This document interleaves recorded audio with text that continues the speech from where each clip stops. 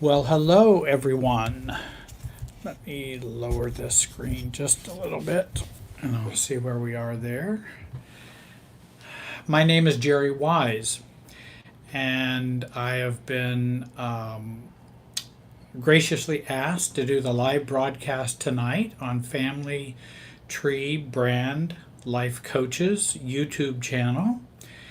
And let me see if I can start my live. Nope, that's not. Maybe you can do it. And because I'd like to kind of watch the stream, I am fortunate to have Renda Smith tonight helping me as kind of backup to get your questions. I hope you will. YouTube channel. I hope you will send in questions tonight, because tonight is a question and answer time for about 90 minutes. I have some things that I want to share with you tonight as well. But I do want you to ask questions of me. This is your opportunity to get at me and to ask me some things, and maybe I can even help answer some of them. Maybe not. I don't know. We'll see. I wish I knew everything, but I certainly don't. I'm still learning, I'm still studying, I'm still trying to grow, still trying to be a grown-up adult, and that takes quite a bit of work in and of itself. But I am still working on my own self-differentiation, and that's a work that's a lifelong work. People will sometimes write to me, sometimes enlist my services and say, now, can I do this work quickly? And like, say, for example, self-differentiation, which I think is a very important work for adult children. That's kind of been my message for the last 40 years or so, that while 12-step groups are essential, 12-step recovery is essential. Community, having people support you, sponsors, therapy, group therapy, any modality can be a help. EMDR to all kinds of treatments, equine therapy, whatever will help you to grow, learn more about yourself, and become more insightful and become more of yourself. When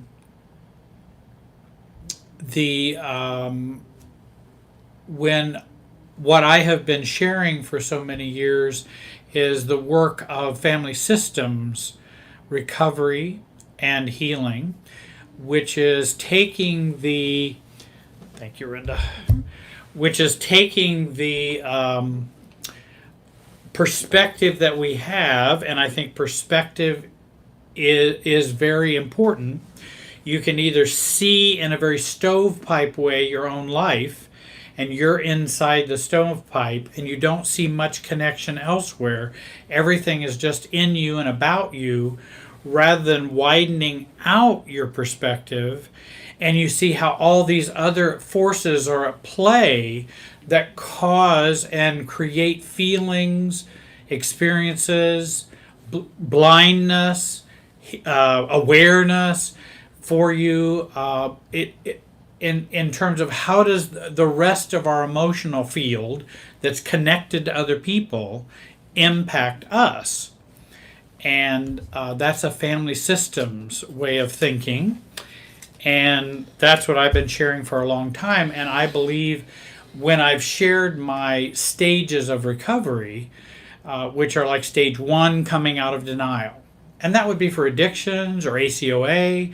I just had a woman contact me today, and she said, I am 49 years old, I think, and she's actually a well-known person in a certain field. And she said, I never thought of myself as an ACOA. And I never knew that was even an issue. And she then discovered that was how she was struggling with her ACOA issues, and has been enlightened having heard that. And so she was coming out of her denial of ACOA, that my alcoholic father, mother, family affected me, versus no, it's never affected me. Maybe genetically, I'm more likely to drink or something like that because my dad was an alcoholic, but it really didn't affect me, really. Well, yeah, it did. There were a lot of dynamics. Even if you had a kindly alcoholic or a passive alcoholic in your house, it doesn't have to be someone who terrorizes the house, though there are some addicts and alcoholics who have done that, as well as narcissists who've terrorized the house. We have parents, so there can be a lot of similarities between alcoholism or addiction and narcissism, because it creates, or someone who's bipolar, it creates a complete cluster F for everybody in a family of origin. And it just keeps everybody in an uproar all the time. And so now we have imprinted and embedded within the family this emotional field that is this uproar, that's drama, insecurity, shame, guilt, not knowing what's normal, not being able to communicate freely, no, don't talk, don't think, don't feel rules, and all the kinds of things, and a lot of mixed messages. I love you, stay away. The parents will say to and parentify their children, come take care of us, but you're bad. And see, those kind of mixed messages really mess up the heads of children who are raised in those families. And then we take those on into adulthood. Well, this woman had discovered she's ACOA, so she's come out of denial. That's kind of stage 1. Stage 2, she will then learn about ACOA issues, codependency, the ways in which those dynamics have affected her. And she learns how to be not codependent. She learns how to be not fall prey and naive to ACOA blindness or observational blindness. And then in stage 3, I call that the family system stage. And that's where we widen out our perspective of how we view our recovery. And all 3 of them are important. First is I need to become enlightened. I need to see something. Second stage is I need to see how does that something work with me and in me. Then the third stage is how do I work and how does the system work in me? And how do I work in the system? And so that those 3 stages are really important, I think, for a wholeness to your growth and development. And so I've been kind of preaching that last stage, which I think so many recovery books, authors might miss. Now, I think someone who has a little better perspective, particularly for adult children of narcissists, someone having had a narcissistic relationship, someone who has had narcissistic abuse, there's someone I think understands that maybe a little bit better, and that would be, I think it's Marjalis Fjellstad. And she's a marriage and family therapist, and this is one of the books she wrote. Stop Caretaking the Borderline or Narcissist, How to End the Drama and Get On with Your Life. She has another book, Healing from a Narcissistic Relationship. Both are excellent books.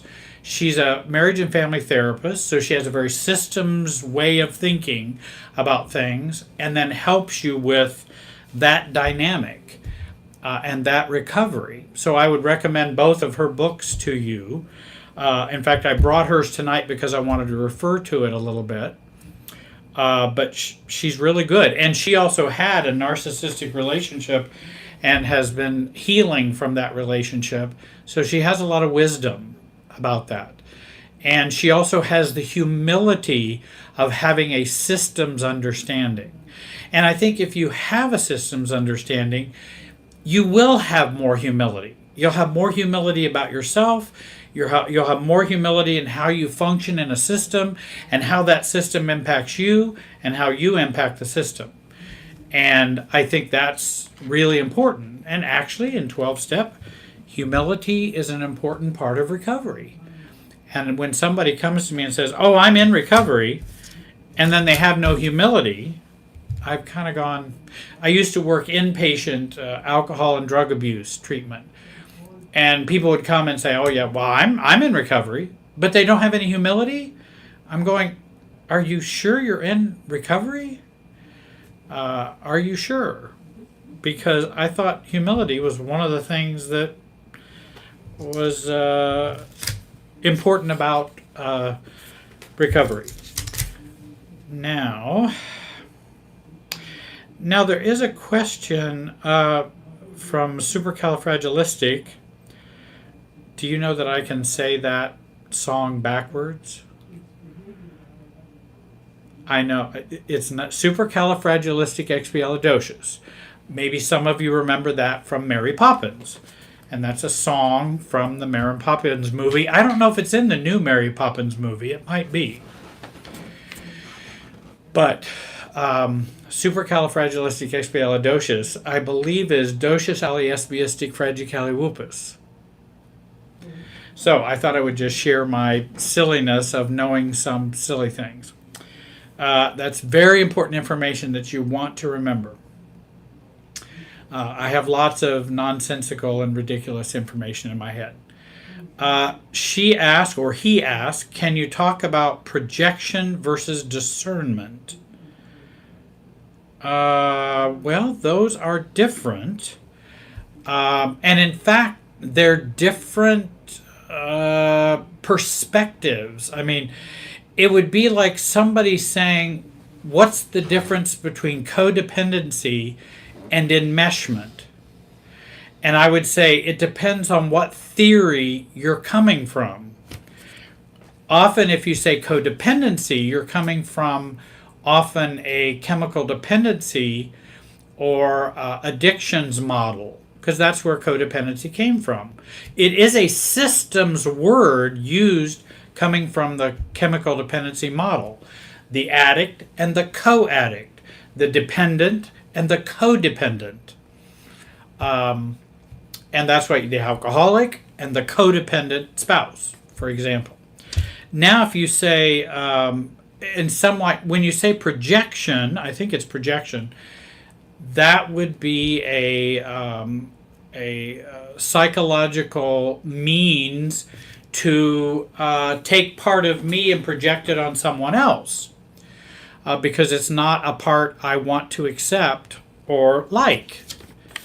And then when you say discernment, that's more of what I consider more of a spiritual concept, and that's understanding or having insight using intuition or spirituality or something of that nature. And so I'm not sure how those are posed, supercalifragilistic. I'm not sure how those are posed together for you. And maybe you could ask another question that might be helpful to help answer that question more. I know what each of those words mean, but I'm not sure how they're versus each other. Much like, what about codependency versus enmeshment? Well, enmeshment is a family systems way of thinking about fusion. Codependency is a chemical dependency, psychological way of thinking about fusion.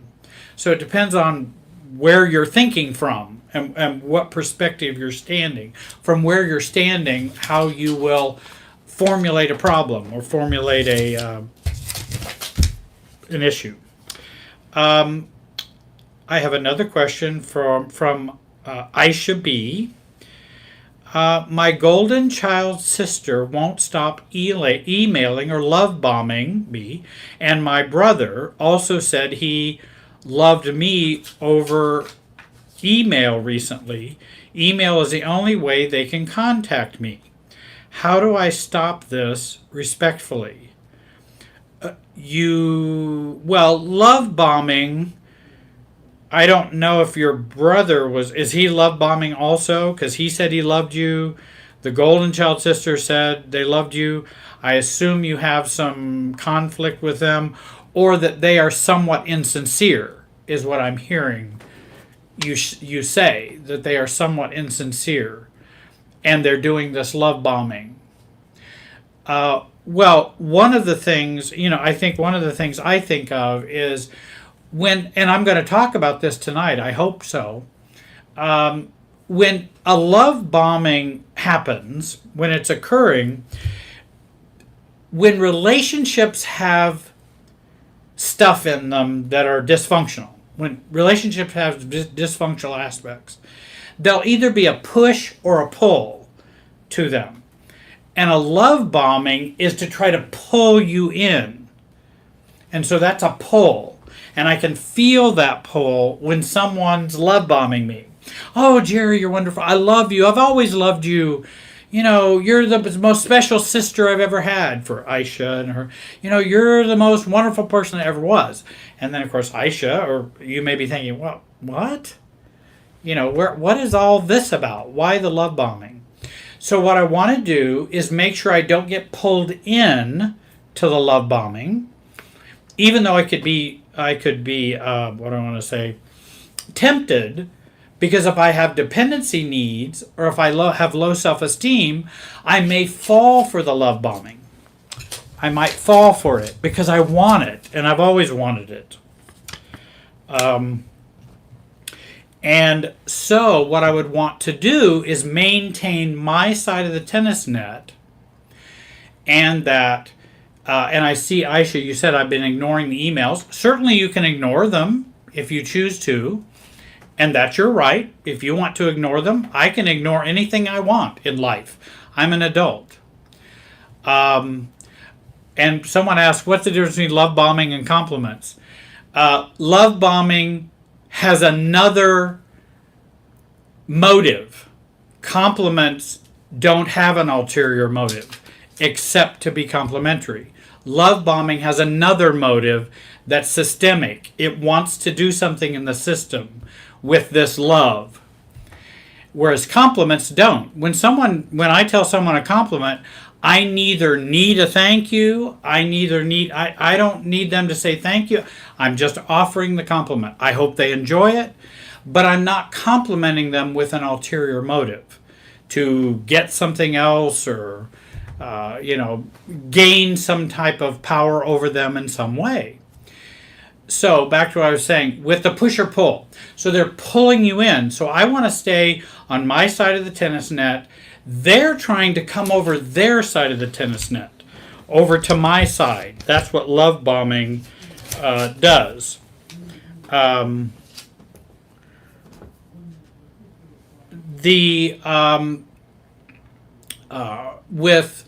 love bombing occurs, the person is coming over the net, and I want to keep them on their side of the net. And I could respond with, well, that's very kind of you, but I'm not sure why you're sharing that. Because I don't know. I don't know why you're saying, I love you, you're wonderful, I don't know. Why are you sharing that? Or you can just say, thank you, and let it go, let it fall off. And if it becomes onerous, or if it becomes, you could say, I'm not really looking for that affection right now. I'm not really looking for those compliments and those statements of affection. So I just want to let you know that. I'm not looking for those.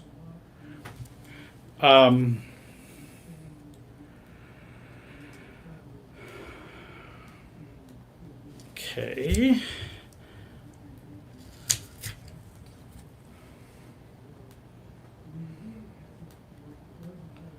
Oh, I see. Supercalifragilistic. I see. She says, some believe everything is a projection. Well, there's some argument for a lot of things are projection, but it doesn't mean all projection is bad or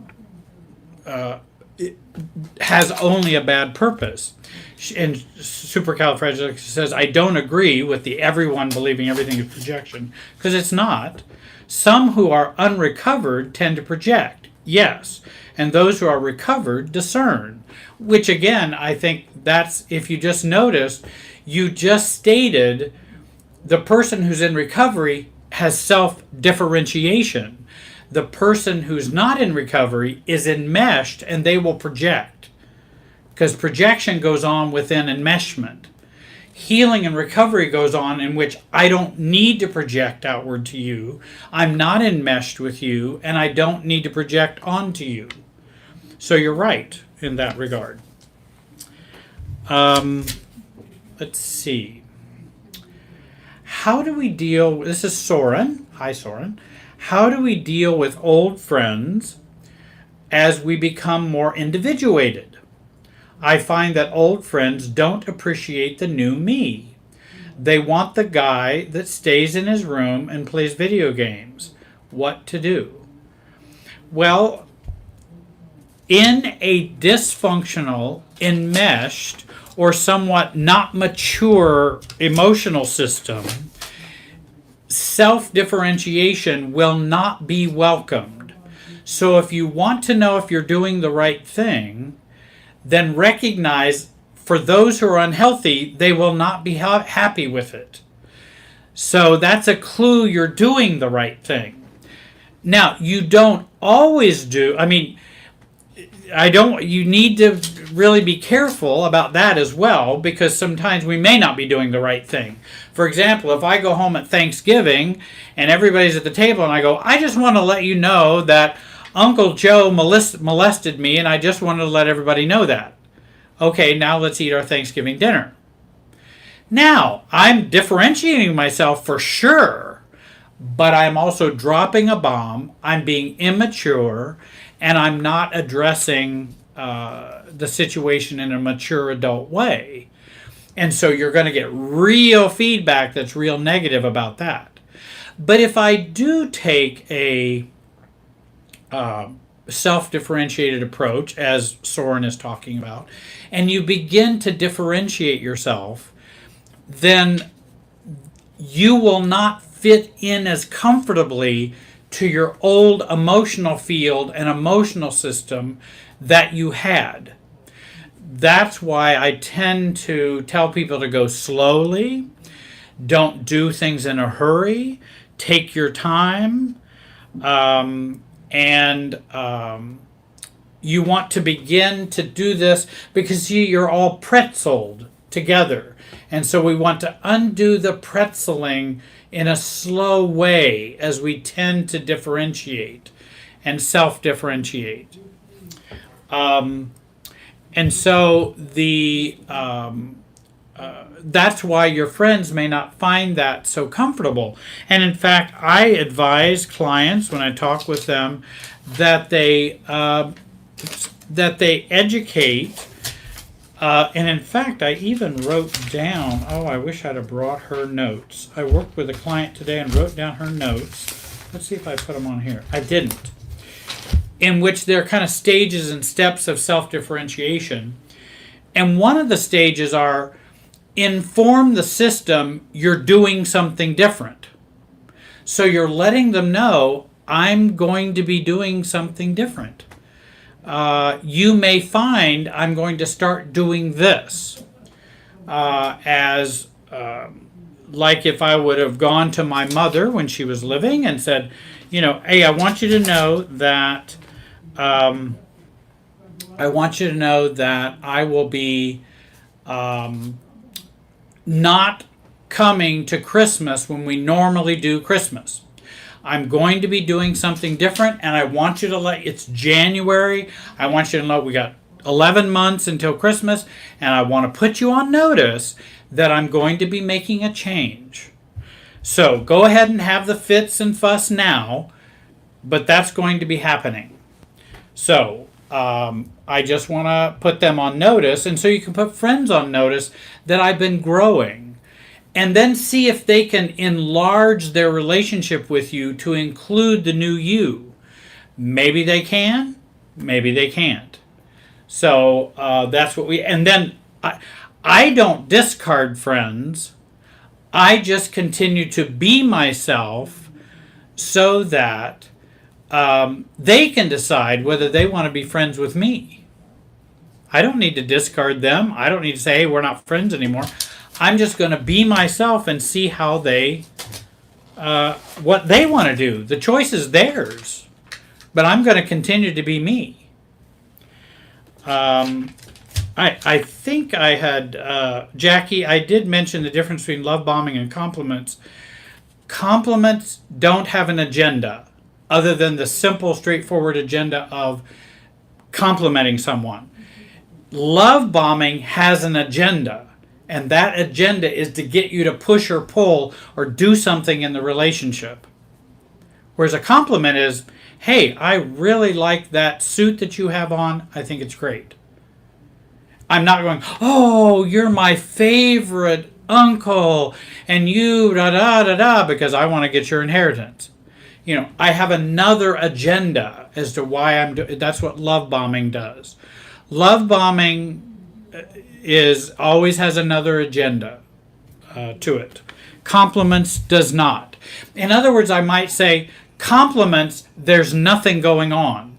Love bombing, there's something going on. They're up to something. With compliments, someone's not up to something.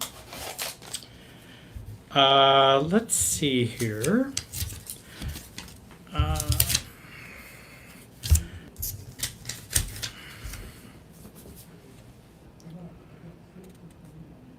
Well, that's a hard question, but probably a good one to discuss.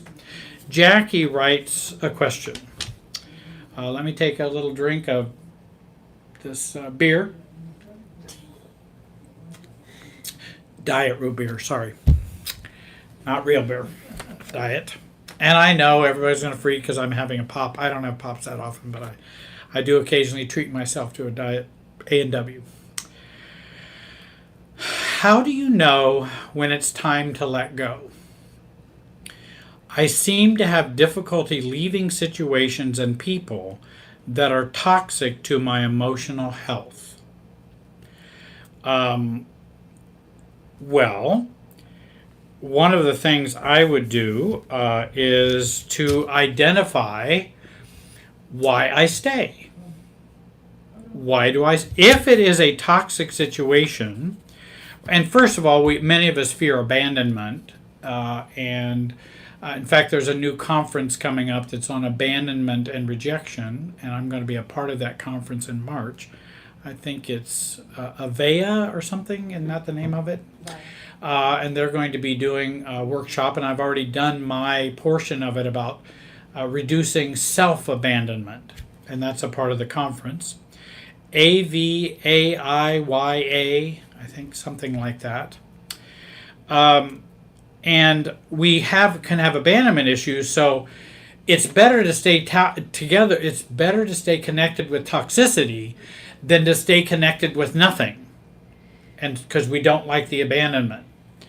However, if the situation is toxic and it is emotionally unhealthy, then what we want to do is find out why are we staying. And one good way to find out why you're staying is to ask, if I go, what are the downsides? What do I fear? What are the parade of horribles? What awful will happen if I leave this toxic situation? Because those are the things to work on. Not, if I go, I'll be happier and things will be better. So I need to keep telling myself it's going to be better, so I should leave. No, work on the downsides if you do leave. Work on those things, and then you will become more ready to leave. I hope that's a help, Jackie. And when you say, how do I know when it's time to let go? Well, that's a part of becoming self-aware. And many times our brain will tell us it's time to go before our heart will, because we're stuck down here. and we may have some stuckness in the past that we might want to undo. For example, if we're stuck in a triangle with our parents, even if our parents have passed away, or if our parents are still living and we're stuck in a triangle between mom and dad, many times we'll get stuck in a relationship that we can't undo. And so it can be helpful to go look at some of those triangles and get out of those, and then there's a more easy organic resolution of the being the stuck and in the toxic world. Because if we're stuck in a toxic relationship now, my hunch is we're still stuck in a toxic relationship from the past. That would be my hunch.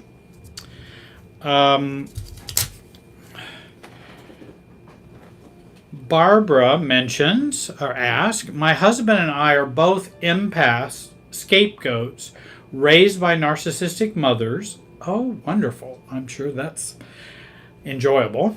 I'm sorry to hear that. We have an 18-year-old, 100% narcissistic daughter. How do we survive? She's in college and lives at home. That can be quite miserable. I have a number of clients who have reached out and called me who are parents who have narcissistic children. And the task is, how can we begin to detach from a narcissistic child? Because we do need to detach. But that's not always easy because we've become enmeshed with them because of the trauma, because of the guilt, because of the shame, because of the things that we have experienced with that child. We might also feel responsible, guilty, and a narcissist will play on our empathic and empathic bent. They will play on that. So what I try to help and teach parents is to resist their empathic feelings and to feel less, not feel more. Don't feel more for your daughter, feel less, so that you can gain more sense of stability and centeredness when you have children who are narcissistic. So we want to break that enmeshment. But that is a real challenge, and I would advise you to get some help with that, because that can really be difficult. And if you were raised by a narcissistic parent, then you've kind of got the observational blindness that comes along with being an ACON, adult child of a narcissist, plus you have all of the empathic problems that go along, in which too much empathy, and now we're really stuck. The good news is you can maneuver yourself out of that, and you can recover yourself out of that, and help your daughter to grow up and to become an adult, whatever that means. That she's 18. She's 18. You don't have to have a relationship with a daughter who's 18. It is not required. There is no law that says you have to. Now, I understand she's your daughter, and I understand you care about her and would like to have a better relationship, but she's got to want to have that too. And so when you hit 18, it's kind of like, hey, all bets are off now. We're not your parent, we're your brother, sister, adult now. You're an adult and we're adults. Do you want to play by the rules of adulthood? Which means you don't abuse us. If you abuse us, you need to go find somebody else to abuse. And that's, I'm sorry, we'd like to have a better relationship with you. We've tried. It doesn't mean we don't want to support you, but abuse is not a part of an adult relationship, and you're now an adult. So, choose wisely, you might ask your daughter. Choose very wisely. Mark Smith is gracious to have joined us tonight to help me be a wingman for our discussion tonight. May cause emotional disorders. Please discuss how having a narcissist. Oh yeah, well that's a good question. Susan asks a question. Please discuss how having a narcissistic mother may cause emotional. Let me get all my notes over here. May cause emotional detachment disorders, and certainly that can happen when you have the toxic dynamic of someone who shame sheds or sheds shame on a child. In other words, a child cannot be themselves. A child cannot go anywhere near a parent's humility or reality, because a narcissistic parent has neither. They're neither reality nor humility. They don't have either one, and no empathy.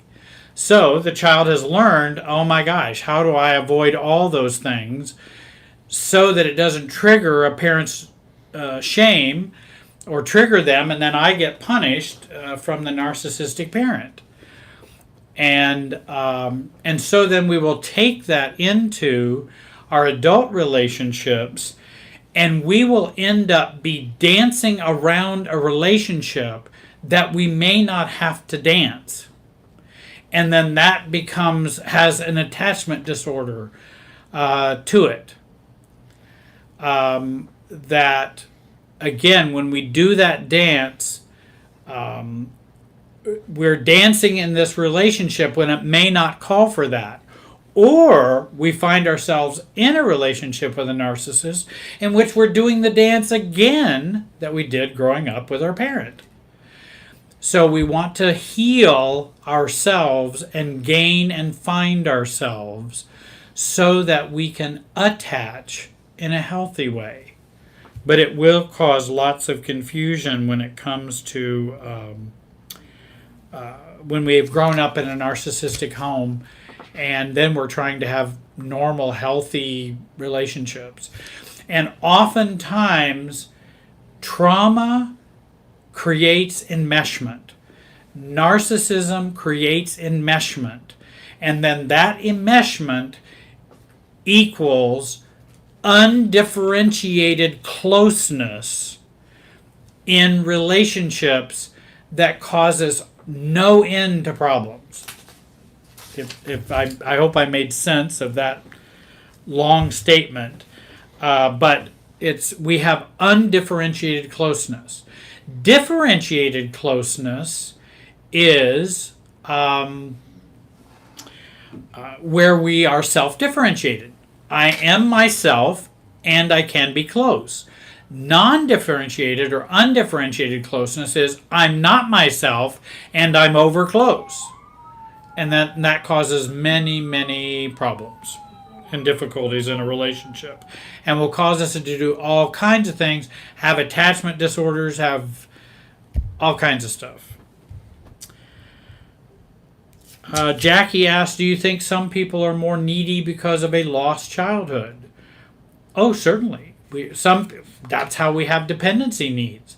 We didn't get dependency needs as a child, met, and then we carry them on into adulthood, and then we spend the rest of our time looking for someone to project them on and to try to get them from them. And that's where I did the video, if you're looking for love, stop it. And that was the name of the video, because I was talking about don't take your dependency needs for love and then go try to find a relationship with them. It will only end in heartache and problems. So we want to, certainly if we have a lost childhood, we're going to come out more needy. So we really need to work on the self and loving ourselves, being there for ourselves. When we are needy, we respond to ourselves. We're not overly harsh on ourselves. We accept ourselves. We're loving ourselves. You know, that's a full-time job. A lot of people think, oh, well, I do that. Oh, I'll bet. That's a full-time job to love yourself. That's a lot, especially if you grew up in a narcissistic home. That is a full-time job as an adult to love yourself and care about yourself. And that's not selfishness. That is self-love. Let's see. And I did that one.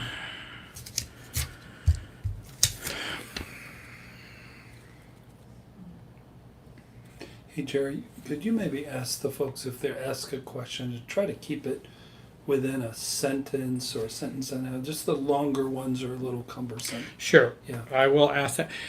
Yes, it's easier for us and describe if we can, if you could ask a question that's a sentence or two and not a paragraph, because then that becomes a little harder to convey that over to me, and it ends up being a lot. I know you'd like to give a lot of details to things. Let's see here. And their support available for someone seeking to get out from under the.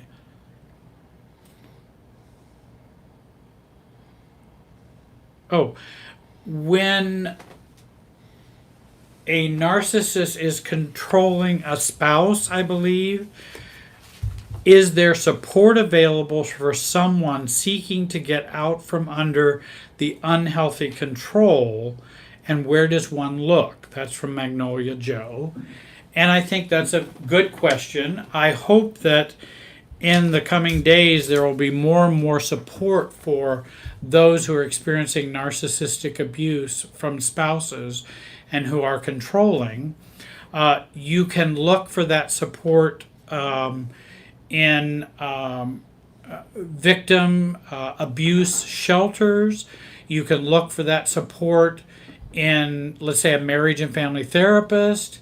You can look for that support in ACA or ACOA meetings or CODA meetings, because many of the people or Al-Anon meetings, because many of the people who go to those groups have experienced controlling spouses, controlling family members, either by addiction or psychiatric problems or personality disorders, and maybe all of those all together.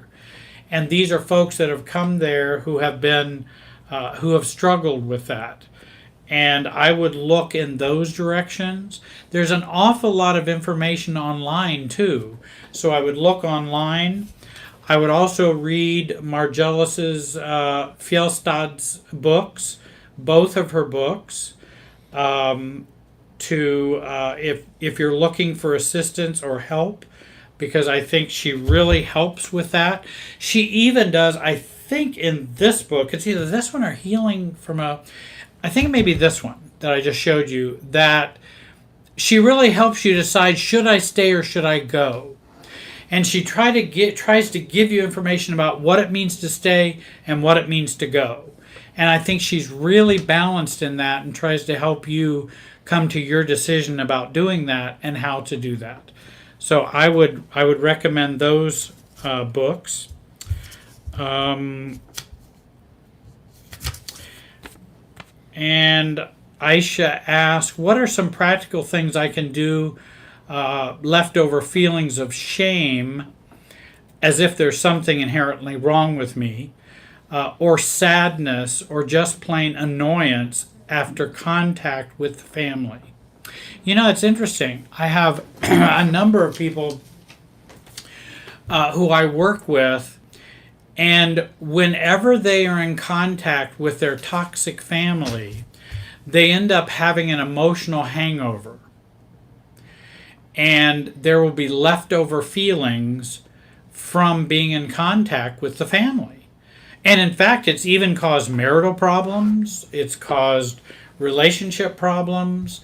Because when they come home, they've had that interaction with a very unhealthy family. And while they may not have done anything particularly bad with their family, they're still back in that emotional field of the family. And it triggers a lot of things within us. And then we come home and we kind of have to decompress and deal with our spouse in that relationship as it's more healthy than my family relationship. And so I will work with them about how they can decompress from being with the family before they re-enter the family. I've even met with clients before they kind of go back to be with their wife or their spouse, for us to break that down. Some people do journaling to try to journal the feelings and experiences they have with the family, whether it be anger, frustration, pettiness, all kinds of controlling things that may have happened with the family.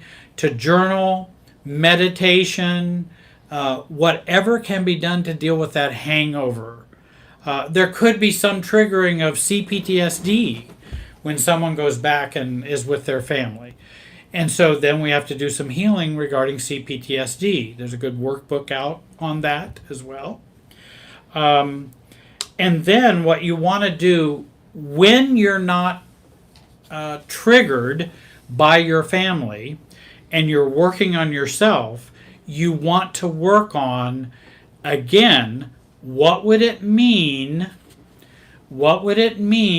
to, if I gave up this shame and if I gave up this sadness, what would be the downsides? I know what would be the good sides. I'd feel better, I'd be happier, but what are the downsides? What would you lose if you gave up that shame? Well, first of all, I wouldn't be playing the family role that I'd been playing, and my family wouldn't like that. Second of all, if I gave up my shame and gave up my sadness, I would have to give up my illusion that my family's going to change. And I don't know if I want to give up that illusion. I don't know if I want to give that illusion up. I want to hold on to the dream that my family's going to be different and my family's going to change. Well, we have to, I do like, I think is it Sheldon Kopp's book, and I like Sheldon Kopp, K-O-P-P. Sheldon, he's passed away, but he was a rabbi, marriage and family therapist, psychologist, and he wrote some great books, and one of them was End of Innocence. And he talks about us giving up our illusions about what our family's going to be like, what your parents are going to be like, what life's going to be like. And he does a really good job of addressing illusions. Because we grow up in a fantasy. We're still children. We want things to work out the way we want it to work out. And he says, no, we grow up by letting go of those illusions.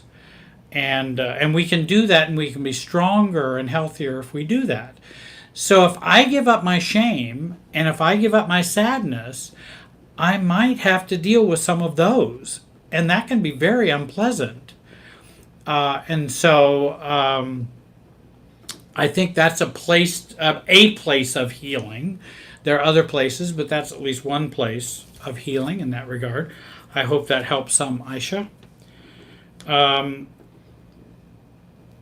Let's see. I mentioned Sheldon Kopp, and then I mentioned Marjalis Fjellstad. I think that's the one. Is that the Fjellstad? Right, that's the author. And she has another book besides this one. So any of her books, she has two, and they are very, very good. I would definitely recommend them. I use that with my clients who have been adult children of narcissists and clients who have narcissistic spouses.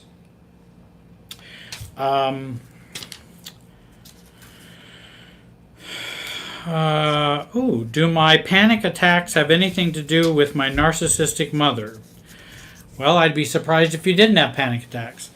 And I'm not trying to be funny. I'm sure they're very serious. It's hard to know for sure because we can have two problems. We can be an adult child of a narcissist, and we can have an anxiety disorder. Or we can have panic attacks from all of the crap that we went through when we grew up with a narcissistic mother. So it can be either or, and you want to get that evaluated. But certainly narcissistic parents will intensify and increase the anxiety a child will experience because of the uncertainty and the the word of, and the conditional nature of love and acceptance. It's only conditional. And every day is different. You don't know what you're going to get if you have a narcissistic parent. What's good? Is mom today the same mom tomorrow? And it's kind of nice if we have a good enough or 51% consistent parent. But if you have a narcissistic parent, they're not 51% consistent. They're 90% unknowable what they're going to do. And so we're never sure what. And so we will gain, so our anxiety will go up and up and up. And that can turn into disorders, and we can have disorders that have anxiety. But it's certainly we're going to have systemic anxiety, that chronic anxiety that Murray Bowen talks about in Bowen Family Systems Theory, that chronic anxiety that we have. And then if you add these real technicolor kinds of parents that are problems, bipolar, psychiatric, personality disordered, addicted, alcoholic, then we just push that anxiety clear to the ceiling. And it really pushes it very high. So I can certainly understand someone having lots of anxiety about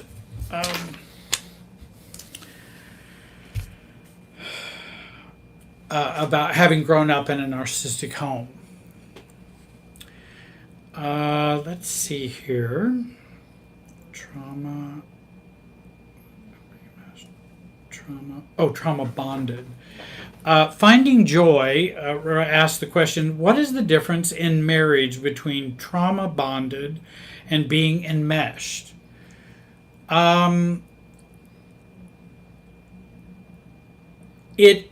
Trauma bonding would be the psychological bonding as a result of external circumstances that would include trauma.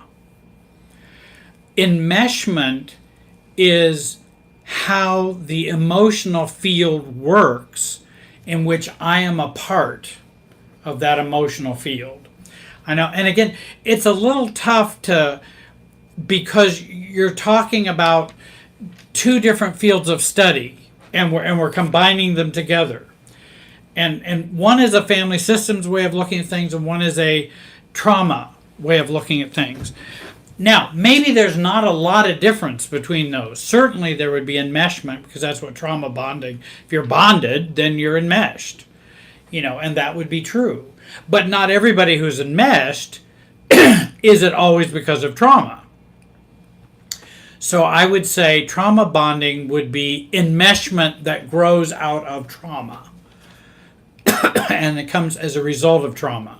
Maybe that would be a better way of saying it. You guys ask really hard questions. This is a smart group, but you're stretching me to my poor level of knowledge. You're making me think. Let's see here. How do we come up with that? I spent a lot of time trying to figure it out. Is that super? Califragia or super nin. Super Nin has a question. I think it's a good one. Super Nin writes, How do we become more authentic? I've spent a lifetime being in tune with everyone else so that I can get along in my family system. How do I figure out who I am?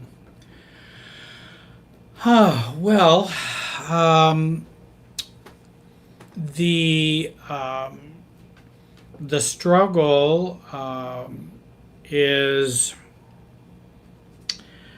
let's see here. The struggle has been, for most of us, how do we be authentic? And that has been, we have not known ourselves, and we've not been authentic for most of our lives, for most of us. And so, how do I figure out who I am? The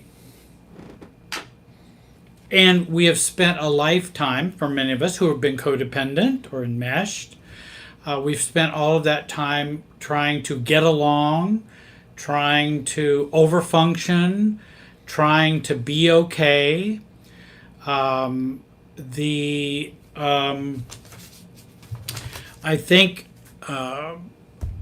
with that process of trying to be okay for so long and to make other people happy, the focus has always been on other people. That's where the focus has been. And I believe that the turnaround point is when we start looking at ourselves and going, okay, if nobody else mattered, and if I didn't care what anybody else thought, what would I think? What would I do? How would I feel? If I fantasized that and didn't care, what would I choose? And I think many times when I try to make a decision about what I want or what I need, I will start with, if nobody else mattered, what would I choose and what would I want? If you have a struggle with that, then you probably could use a guide in doing that. The other thing I might recommend is a book, Growing Yourself Up by Jenny Brown. Growing Yourself Up by Jenny Brown is a book to begin to take a look at how do I begin to grow up and be me? Because actually with Super Nin, I know exactly how that felt for many years. I was always in tune with everybody else. So the goal then is to start to be in tune with you rather than being in tune with everybody else. Turn your radar back around this way rather than holding it out that way. Turn it this way. And I have even encouraged codependents and those who are more enmeshed, I've encouraged them to,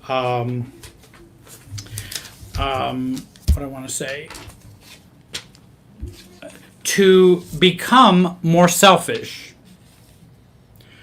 I think it's important to become more selfish because I'm not worried they're going to actually become too selfish. They're swung all the way over this way to codependency.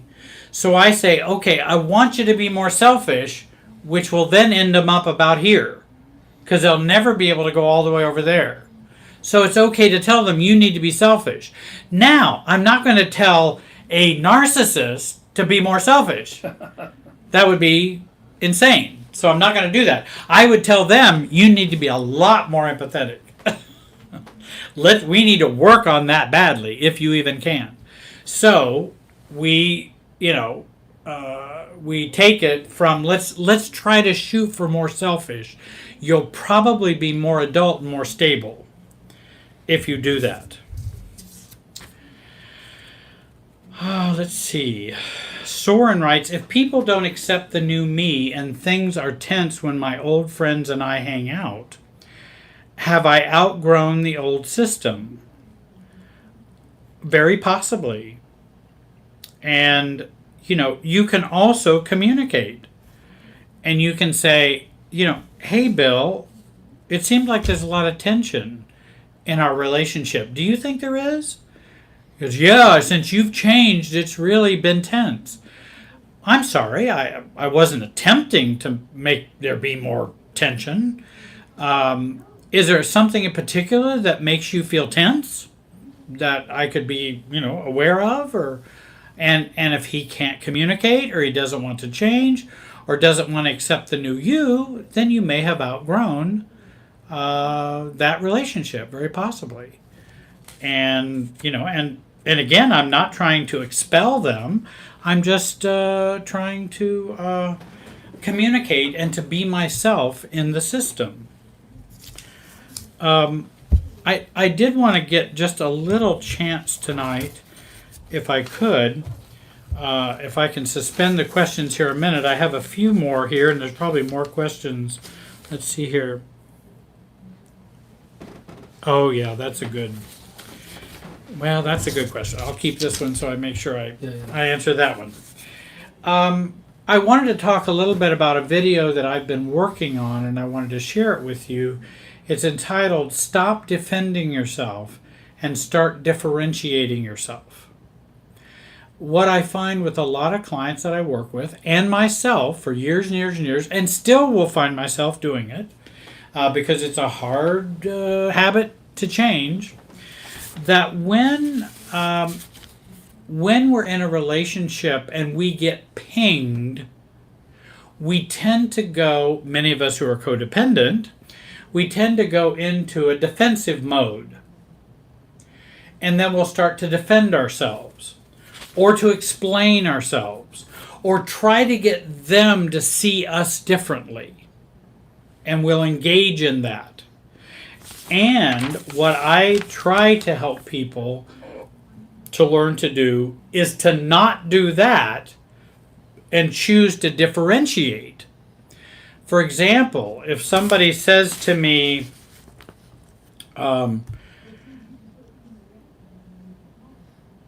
in fact, there's a number of ways people can push and pull you in a relationship. And in fact, most times, and especially with toxic relationships or dysfunctional ones, there's a lot of push and pull going on. And we want to see it and not participate in it. So when someone comes to me and says, well, Jerry, I just wish you would stop. When are you going to stop judging me? Okay. That's kind of a push, but it's also a pull, because they're wanting to pull you into the enmeshment. When someone would say something like that, now how should I respond? Oh, well, I'm not judging you. I've never judged you. Oh, you misunderstood what I said. Let me explain what I said. I meant this. This is what I was really trying to tell you. Are you upset? I'm sorry. There's the defending part, right? And so now when you're defending, you're enmeshed, and that enmeshment will continue. What we want to do is to work on differentiation. And that might be and trigger a response of, I'm sorry, I don't understand what you mean. Because I'm staying on my side of the tennis net and leaving them on their side of the tennis net. I don't accept their evaluation. They can have that evaluation till the cows come home. I don't have to have it. And I can say, well, that's confusing. Or I can simply say, I'm sorry, I don't see it that way. And I don't see it that way as a differentiating statement. Being confused is a differentiated state, because I'm thinking about what am I feeling, I'm not trying to sort out their whole craziness. I don't have to sort out their whole craziness. I don't know why they're thinking I'm judging them all the time. Because I'm not doing that. I don't even remember judging them once, let alone I'm doing it all the time. So I go, well, I don't know what you mean. Well, I just feel you judge me all the time. I'm sorry, but I just don't see it that way. And that's just my position. I'm just giving my self position and an I position, and giving that to and giving that to them, my position about what they're saying. And so we can have we can be pinged in a lot of ways that draw us into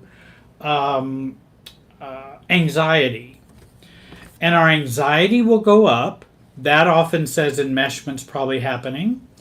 We can feel riled up, that also can indicate enmeshment is happening. We can be irritated. We can be taken off our center. We can be pushed or pulled, and that can be a part of that triggering. We can be asked questions we don't like, certainly. We can be asked false questions, such as, well, when are you going to stop judging me? That's a false question that gets me enmeshed in the situation. We can be asked assumptive questions. We're always being asked assumptive questions like, well, when did you stop, beating your wife? People will come to us and family members will come to us and say, well, when did you stop loving me? Uh-oh, how are you going to answer that? Well, I never stopped loving you. How can you say I don't love you? I've always loved you. Look what I did last month. Look what I did last week. Look, now I'm back into defending again. And if I'm defending, I'm enmeshing. And so we want to stay out of defending. And that's where we would say, it's interesting that you say that. That's not my experience. And I'm not sure why you feel that way. Because I'm talking about my side of the tennis net. I'm not sitting over here saying I stopped loving you. It hasn't happened. So I don't know what's happening on your side. But I'm not going to go defending myself and getting enmeshed over this question.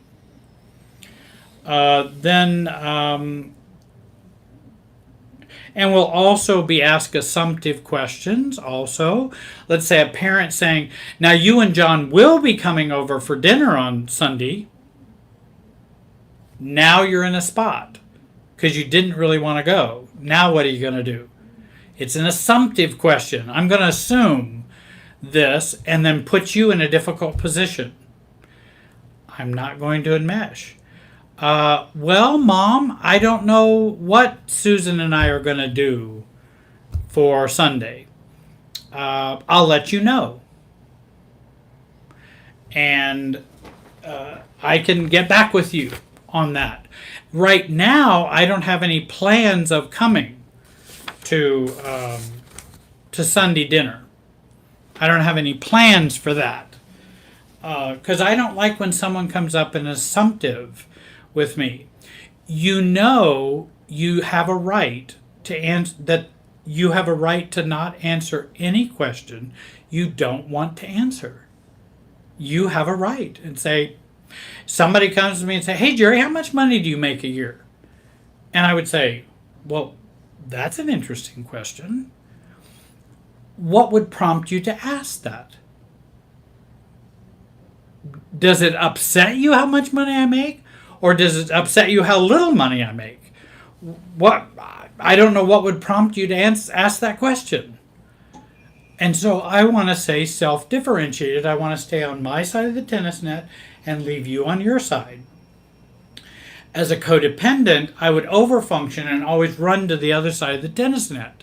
And I'd be all up in their game, and they'd be all up in mine. As a self-differentiated person, I want to stay on my side. I want them to stay on their side. And they can talk from their perspective. And they can let me know how they feel or not. Or they can have crazy beliefs about me if they want to. Oh, well, I just know you don't love me. I know you stopped loving me a year ago. Okay. I'm sorry to... I'm sorry that you feel that way. I don't know how to. It is difficult for me to commiserate with you. It's even difficult for me to empathize with you when you're telling me something that doesn't exist inside of me. Such as, I don't love you anymore. It's just difficult for me to. What am I going to say? And so I want to stay clear that I don't know how to. I'm sorry, I don't know how to respond. I really don't. I'll tell people I don't know how to respond. And that it's okay for us not to know. And so many times, and I have a client that I was working with today. Oh, yes, I did have a client that I was working with today, and he had an interaction with an ex girlfriend, and she had made the statement about something about him that was, "Oh, I find it amusing that you can make these judgments about me." And number one, you could tell by the statement that she wasn't amused; she was irritated. But she wasn't telling you she was irritated. She wasn't telling him she was irritated. And he, in the past, would have become defensive and said, "Oh, well, what do you mean? I'm not judging you. That isn't what I meant when I said that." And he actually had no intention and no meaning and no desire to judge her or to say something negative about her. He really didn't. And he knew that. He looked at himself. Was I trying to judge? No, I was trying to compliment her, actually. And he was actually trying to compliment her, and she took that as a judgment. And so he was beginning to learn to stay on his side of the tennis net. And when she said, "Well, I find it amusing that," and to say, "Well, I'm not sure what's amusing about that, but I don't see it the same way you do." And that now it's back on her. The ball's over in her court, because how can I explain what someone else is feeling that I wasn't feeling or wasn't trying to give? How can I explain that? And so many times we try. Stop trying. Stop trying. Let it go. And go, "Well, I'm sorry you feel that way. I see it differently." And that's the best I can do, unless you can come up with, "Yeah, but you said these 6 other things," and okay, well, that's more evidence. Maybe I can look at that. But in what I just did and what you just said, that doesn't go together. That's nonsensical. I don't know how they follow. It's not logical. So I'm not going to go try to defend myself about your distortion. I'm not going to defend myself about your distortion. And so that's something I'm not going to do.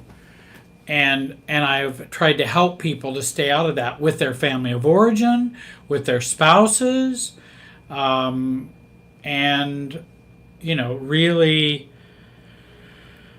I think we get caught in that so much. And so I wanted to do a video, which I'm working on, so that we can learn to handle the enmeshment, which is handling the process rather than the content of what's going on. So when someone's bullying me, such as a parent saying, "Oh, well, we will be seeing you on Sunday for dinner, won't we, Jerry?" which is a bullying question, I recognize the bullying and respond to the bullying, not the content. And so I go, "Oh, well, I need to think about that." Or, "Well, I don't have plans of doing that right now. That's not my plans." "Well, why aren't you coming Sunday?" "Because it's not in my plans right now. There may be other things I will be doing." "Well, you're not going to come to your family's." I'm uncomfortable with this conversation because it feels bullying. If you want to ask me to come on Sunday, that would be different. But now if somebody has no regard for you, if they're a narcissist, then this conversation is not going to be as helpful, because they're not going to respond to you in a healthy way. If someone has some conscience, and if someone can be worked with, or if they're lower down in the continuum of narcissistic traits, then you might be able to maintain a this feels rather pressuring. I feel this pressure, Mom, and I don't really like it. And I'm not sure whether I'm going to be there on Sunday or not. Right now, I'm not planning on it. Now, if you want to take that as a personal slight, you can, but that's not what I'm communicating. So I don't know what to tell you. It's not how I feel. I'm not trying to give you a personal slight. I'm trying to make a personal decision for myself. Not a personal decision about you. It's a personal decision for myself. And so I'm not sure whether I'm going to be there Sunday or not. And so that's, kind of where I would stand on this type of stop defending yourself and start differentiating yourself. I hope to get that video up here soon. I've been working on it and working on some ideas about teaching about enmeshment more so we can identify when it's happening. Because when it's happening, then we can go, oops, wait a minute. I need to make sure I don't defend myself. I need to make sure I don't stay engaged to the enmeshment. And I need to stay on my side of the tennis net and respond from there. And not try to change them or get them to change their way of thinking. If they want to change their way of thinking, they can. If they don't, then they won't. I need to get me a little drink here.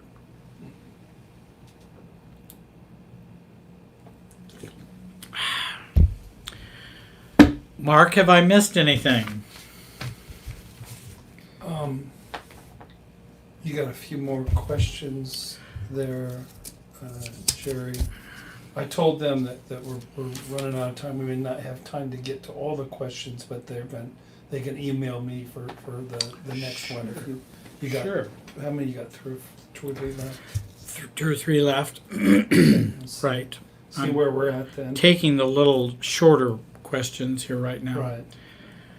Right. Tia asked, what is the best way to stop our behavior of wanting others to meet our needs? Excuse me. Well, first of all, and yes, Jillian, that was root beer, Jillian. It was root beer, A&W, diet root beer.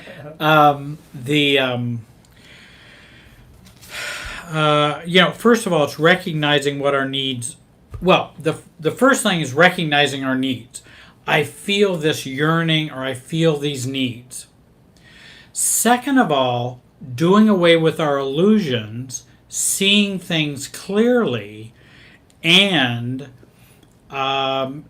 to realize these needs are not going to be met by other people. They're not going to be met by other people. So now I have to look at what do I need to do to meet my needs. That's where I need to look. And it looks like the battery is just about to run out on this iPad. This one? Yeah. Okay. Now I don't know if we can still have enough. How many minutes or how many? We have 10 minutes to Or go. how much? It just said, 10% maybe? Yeah, we're good. Okay, Yeah. we should be good. So we identify what needs are. We recognize it's not going to get met by other people, and we recognize it's not going to be, others are not going to meet our needs. And then we start having to look at ourselves and go, okay, I need to, what am I, like for example, companionship needs. Well, I got a divorce, I don't have anybody, I'm not dating anybody, I'm just alone, and I'm just going to be miserable. Well, why are you going to do that? So you have deep companionship needs. Nothing wrong with companionship. Companionship's wonderful. I'm not against that. It's great. But can you be a companion to you? Do you know how to do that? Well, nobody loves me. I don't know why nobody loves me. I'm trying to find some people who love me. Do you love you?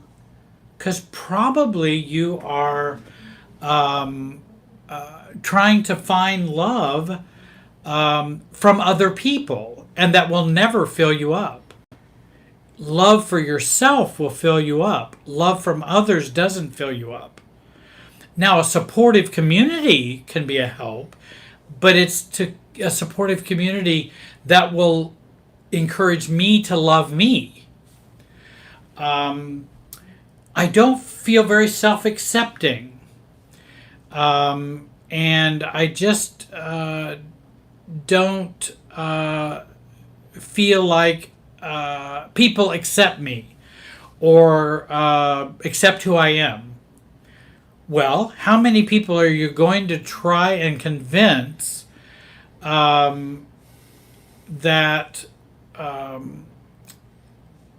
to demonstrate acceptance to you so that you can feel enough acceptance to survive?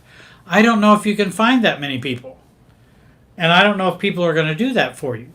Self-acceptance comes from the self, just as self-esteem comes from the self. And self-differentiation is about differentiating the self. And so it's a focus on us. That will help us connect more to others in a differentiated closeness, because we want to love ourselves first. And so the way that we stop waiting on others to meet our needs is we begin to meet our needs. And if you say, well, that's hard to do, it is. I would recommend books by Harriet Lerner, Lerner, The Dance of Anger, The Dance of Intimacy, The Dance of Connection, those kinds of things. And I would recommend Inner Child Work, by books by Charles Whitfield, John Bradshaw, and Homecoming or Inner Child Work, Healing the Inner Child. Is it Coming Home? I think it might be Coming Home rather than Homecoming. Coming Home. And we work on ourselves rather than trying to get those needs met from others, because then we're looking for love, we're looking for needs in all the wrong places, which I did for years, and I didn't get those needs met. I know somebody had mentioned a workbook on CPTSD. It's called the CPTSD workbook. I'm trying to think who the author is, and I can't think, but it has CPTSD. You're not talking about Pete Walker, are you? Is that it? He has a book on complex PTSD. I think he has a workshop. But it's a work. He has two. He has the book and the workbook. okay. Well, I'm not sure. think if that's she what just has. This person just has the workbook. Okay. So at least put in Amazon CPTSD and workbook. Put that in Amazon, and you'll find the workbooks on CPTSD. Tia asked a question. How do empath parents have a narc kid or narcissistic kid? Well, that's... I mean, now you're asking about nature, nurture, and all that and people far smarter than me haven't figured that all out yet. How we create and how narcissism is created, or what's the etiology of it, and what's the those type of things. And I think you can have good parents who have a narcissistic child. You can have someone who has a personality disorder in which you may not find that in the parents. Now, there may be some in the grandparents. There may be some in the other generations that we may not know about. But how much is genetic? How much is nurture or environmental? That's still being debated. It's still... And I don't know that I have the answer for that. I just go with what is. And if the parents are empaths and the child is narcissistic, then it just is. I don't try to figure out why, because I don't know if that's going to help anyone. But I do understand the interesting question, Tia. It is an interesting question. I've tried to read some. What are the studies for? And there's many voices on that, and I don't know. Can a normal set of parents have an abnormal child? Well, I think it's possible, and it does happen. Whatever normal is, but I mean, a non-narcissistic parents, can they have a narcissistic child? And I have worked with couples who have narcissistic children, and the parents were not abusive, are not narcissistic. They could be enmeshed. There could be a lot of enmeshment. But, I mean, they can go back to when the child was very, very young and saw some traits and things that were really problematic growing up. And I mentioned the workbook. And I don't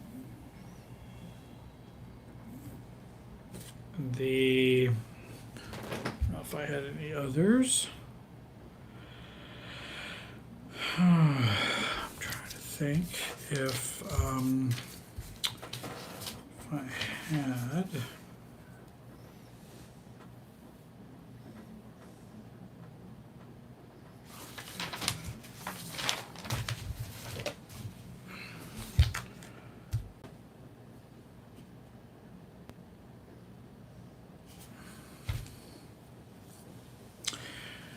Well, Mark, we're coming to, I think we've got just a couple of minutes Yeah, we've got left. about 2 minutes. We're about 2 minutes left. I want to tell everyone I so appreciate you being patient tonight and asking your questions. I'm sorry we couldn't get to all of them. There was a ton of questions.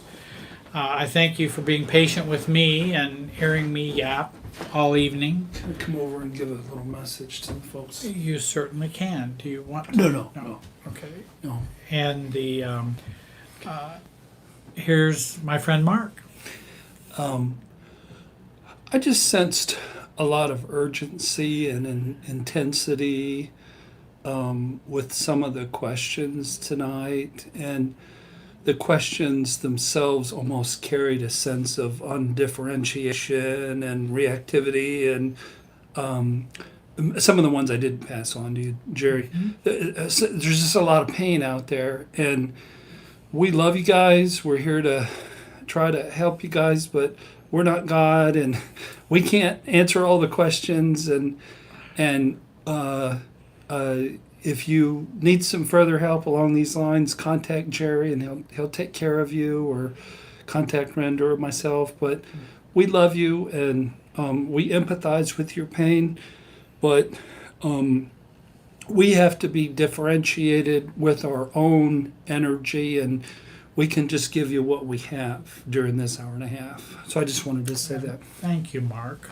And I and I concur with his comments. If you'd like to find me, I'm at www.jerrywiserelationshipsystems.com. And I do have a YouTube channel, and this YouTube channel has my videos on it also.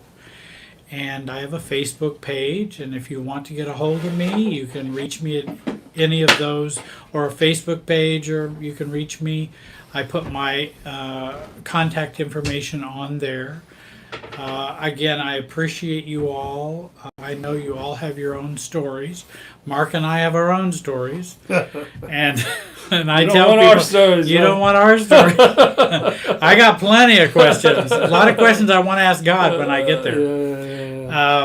And that I don't have the answer to. But I do appreciate all of you, and I thank you for sharing this time with me tonight. And I wish you a good week. And maybe in a couple weeks, I'll be back again. Amen. Thank you. God bless you. Bye-bye. I can hit the right button.